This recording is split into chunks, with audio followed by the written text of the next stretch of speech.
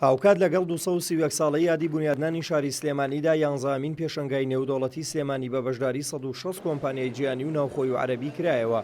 کردنەوەی پێشەنگاکە لە کاتێکدا هەرێمی کوردستان بە بارودۆخێکی خراپی ئابووریدا تێدەپەڕێت و زۆرێک لە جوموجوڵ و ئاڵوگۆڕی بازرگانی و بواری وەبەرهێنانیش پەچی کەوتووە.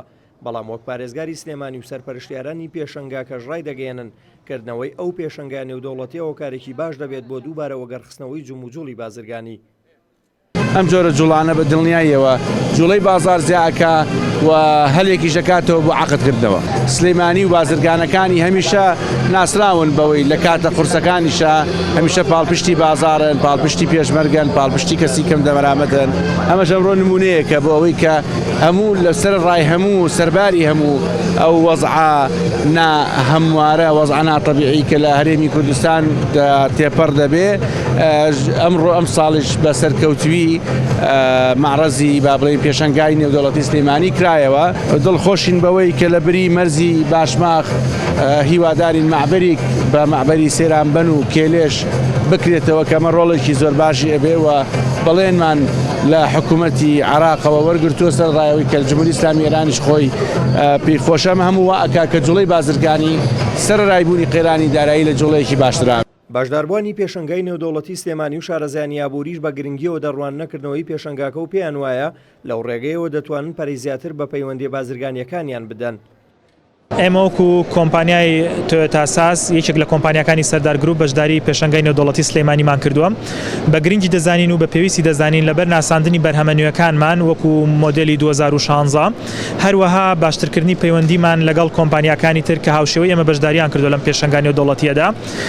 لە هەمان کاتە بۆ بەرەو پێشبردننی ئیشوکار و بزنسی شارەکەمان و هەرێمی کوردستان بە گرنگی دەزانین. زۆر گرنگ بوو بۆ ئێمە کە توانیمان بەشداری بکەین لەم پێشەنگایەدا. دەرفەتێکی باشە بۆ ئاڵوگۆڕی بازرگانی و خستنەڕووی کاڵاکانمان.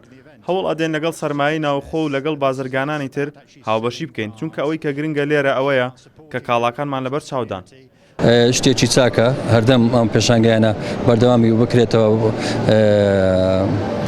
بەڵام خۆزگەمان لەو خۆزگەیە بوو لەو 160 کۆمپانیای کە بەشدارن ئێستا بەلایانی کەم ڕێژەیەکی زۆر 30 تا 50 کۆمپانیەکان بەرهەمی خۆمان بایە. ما خیلی خوشحال هستیم که چنین نمایش. زۆر خۆشحاڵم کە ئەم پیشانگەیە لە شاری سلێمانی کرایەوە. ومێد دەکەین ئەم جۆرە پیشانگانە زیاتر پەرەی پێ بدرێت. خۆشبەختانە کۆماری ئیسلامی ئێران بە نزیکەی 30 کۆمپانیای جۆرا و جۆر بەشداری تێدا کردووە. هەروەها ساڵی ڕابردوو بە بڕی زیاتر لە 6 میلیارد دلار ئاڵوگۆڕی بازرگانیمان لەگەڵ شاری سلێمانی و هەرێمی کوردستان هەبووە. لا پێشەنگای نێودەوڵەتی سلێمانیدا کۆمپانیەکانی بواری بیناسازی و پیشەسازی و کشتوکاڵ و دەرمان و میکانیک و ئۆتۆمبیل و ئەلکترۆنی و خواردەمەنی و جوانکاری و ناوماڵ و چەندین کۆمپانیای تری بوارە گرنگەکانی کەرتی بازرگانی بەشداریان تێدا کردووە. پێشەنگاکەش ماوەی 4 ڕۆژ بەردەوام دەبێت و هاوڵاتیانیش دەتوانن پێویستیەکانیان لەو ڕێگەیەوە دابین بکەن.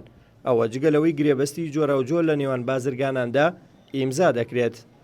لە کاتێکدا هەرێمی کوردستان بە بارودۆخێکی ئابووری خراپدا گوزەر دەکات لە شاری سلێمانی پێشەنگای نێودەوڵەتی بە بەشداری 160 کۆمپانیای نێوخۆوی بیانی دەکرێتەوە. بە بۆچوونی شارەزایانیشکردنەوەی ئەم پێشەنگا نێودەوڵەتیە گرنگی بەرچاوی هەیە بۆ دووبارە وەگەڕخستنەوەی جوموجوڵی بازرگانی لە هەرێمی کوردستان. دلێر کەمال کورد، ساد نیوز، سلێمانی.